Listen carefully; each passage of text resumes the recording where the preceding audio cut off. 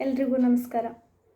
ನಾನಿವತ್ತು ಸ್ವಾಭಿಮಾನದ ಗತ್ತಿನಾಗ ಪುಸ್ತಕದಿಂದ ಒಂದು ಕವಿತೆಯನ್ನು ನಿಮ್ಮೆದುರಿಗೆ ಪ್ರಸ್ತುತಪಡಿಸುತ್ತಿದ್ದೇನೆ. ಕವಿತೆಯ ಶೀರ್ಷಿಕೆ ಬರೆಯಲಾಗದ ನೋವುಗಳಿವೆ ನನ್ನೊಳಗೆ. ಈಗೀಗ ಬರೆಯಲಾಗದ ನೋವುಗಳೇ ಹೆಚ್ಚು ನನ್ನೊಳಗೆ. ಈಗೀಗ ಬರೆಯಲಾಗದ ನೋವುಗಳೇ ಹೆಚ್ಚು ನನ್ನೊಳಗೆ.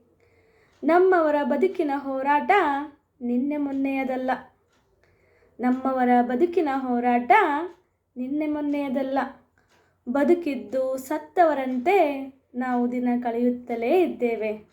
ಇಂದೋ ನಾಳೆಯೋ ಈ ಮನುಷ್ಯರಂತಿರುವ ರಾಕ್ಷಸರ ಮನದೊಳಗೆ ಮನುಷ್ಯತ್ವದ ಪ್ರೀತಿಯ ಬಳ್ಳಿಯನ್ನು ಹಬ್ಬಿಸಲು ಕಾಯುತ್ತಿದ್ದೇವೆ.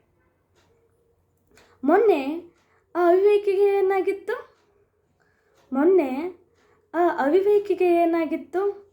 ಆ ಅಮಾಯಕನ ಮೇಲೆ ಅಮಾನುಷ್ಯವಾಗಿ ನಡೆದುಕೊಂಡಾಗ ತುಂಡು ತುಂಡಾಗಿ ಕತ್ತರಿಸುವಷ್ಟು ಸಿಟ್ಟು ನನ್ನೊಳಗೆ.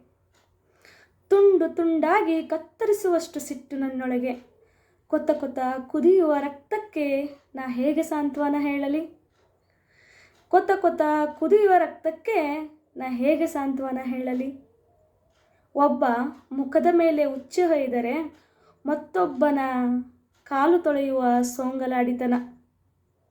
ಘಾಸಿಗೊಂಡ ಮನಗಳಿಗೆ ಮುಲಾಮು ಸವರುವ ನಾಟಕಕ್ಕೆ ನಾವು ಬಲಿಯಾಗುತ್ತಲೇ ಬಂದಿದ್ದೇವೆ.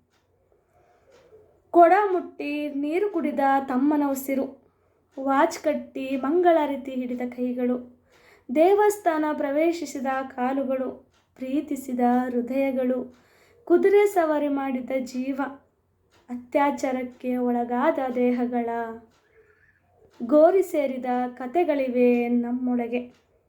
ಈಗೀಗ ಬರೆಯಲಾಗದ ನೋವುಗಳಿವೆ ನನ್ನೊಳಗೆ, ನಿಮ್ಮೊಳಗೆ, ನಮ್ಮೆಲ್ಲರೊಳಗೆ. ಧನ್ಯವಾದಗಳು.